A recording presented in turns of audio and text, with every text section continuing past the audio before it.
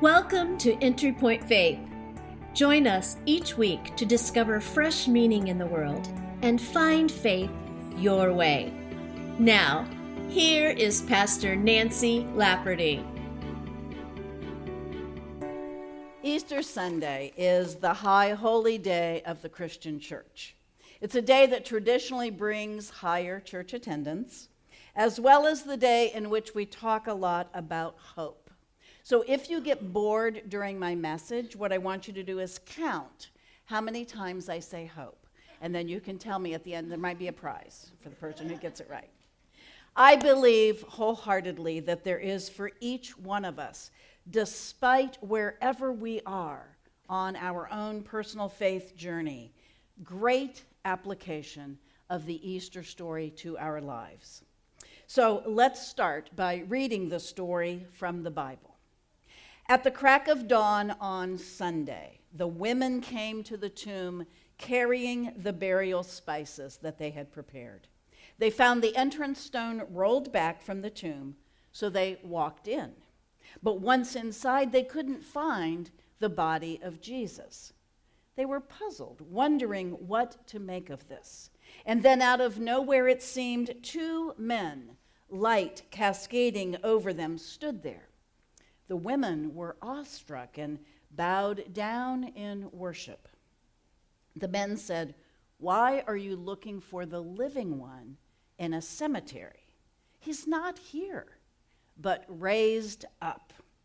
So this story that has come to be known as the Easter story is about life and death. It is about rebirth. It is about a really, really good thing happening after a really, really bad thing. Good Friday stands for our dark times, the bad times. It's a representation of those days that we just don't think we can manage. We can barely keep going because our heart is broken or all hope is gone. Our dreams are shattered or our health is fading. These are the lowest times, the land of pain and sorrow, and the days that bring more of the same.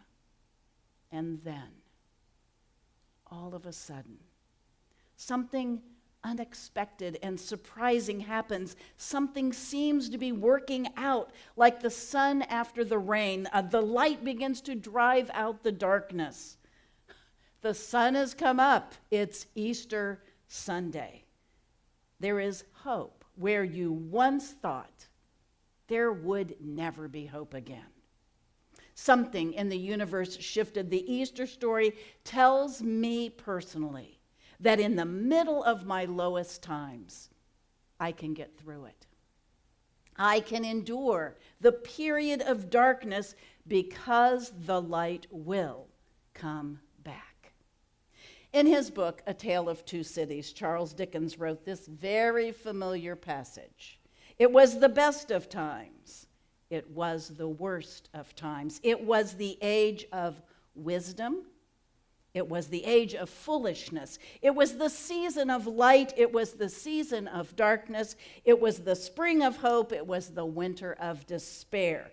The good times and the bad times, the swinging of the pendulum, the highs and the lows, each one coming when we least expect it.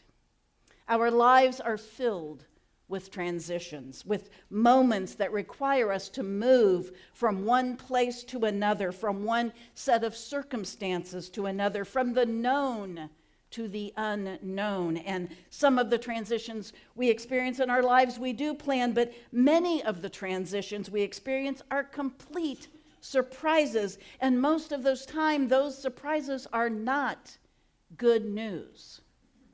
So invariably, a life transition, a change, begins with a loss.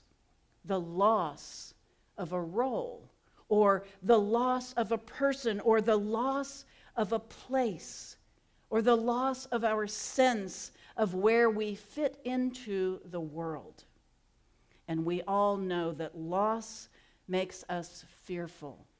Loss makes us anxious. Loss makes us angry. With each loss that we experience, we grieve.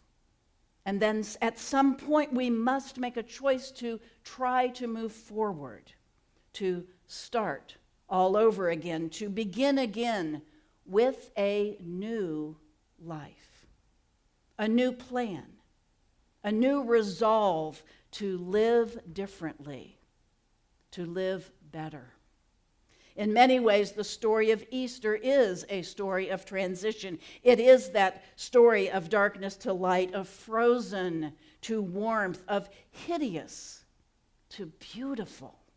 Easter is a new beginning, new life, new hope. What was buried in a cave awakens to new life. And so on Easter Sunday, we give ourselves permission to begin again. Now, starting over is a step away from the past and into the rest of our lives. We know that, and there's nothing more exhilarating than a brand new experience. We all love brand new. It's like a brand new article of clothing. There is undeniable magic in brand new.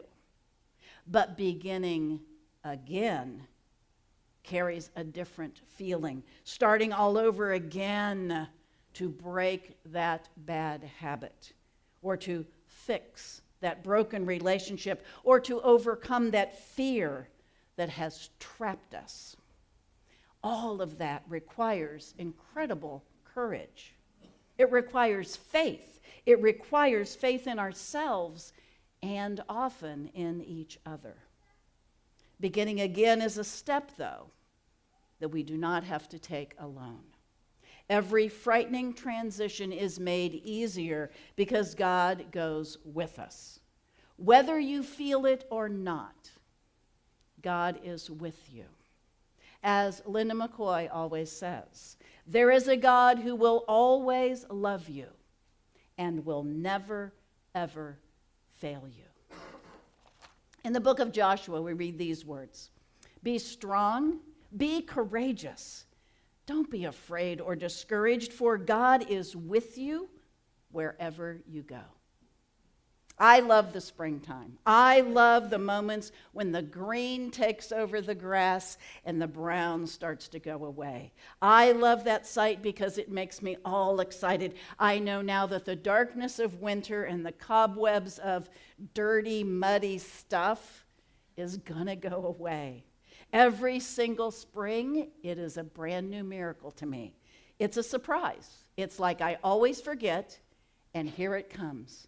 It's happening again. Oh my gosh, here they come. Those things up under, they were always there. Everything we ever believed and felt in good times were always there. All of our strengths and our goodness and our love, it's always been there, even when we can't see it. It's been hidden beneath the layers of loss and anger and frustration. Like the dead grass and the leaves cover up the green, it's just hidden, just below the surface, gone from sight, but it's been there all along, just waiting for the right moment to come back to us, back to life. So despite our darkness, the source of our sorrow or grief, whatever or whomever we lost, the debris that we have waded through, the physical or the emotional pain that has defined our lives, my friends, we are still alive. Better days will come. The green will come back. The muddy water will go away. The clouds will part, and the sun will break through. So, on this beautiful Easter occasion, we have been handed the gift of another chance, a fresh start, new hope, not just today, but every day. The sun is going to come back up. Easter is not just one day in the calendar. Easter is not just about the end of the earthly life of Jesus and his miraculous coming back to life. Easter is a decision of the human heart. It is a decision to live with hope, fully, recklessly, courageously, even in the face of death and despair. Easter is the improbable story of human resurrection, rebirth, renewal, and return. My prayer this morning is that we will all welcome the opportunity to say goodbye, darkness, hello to the light. Amen.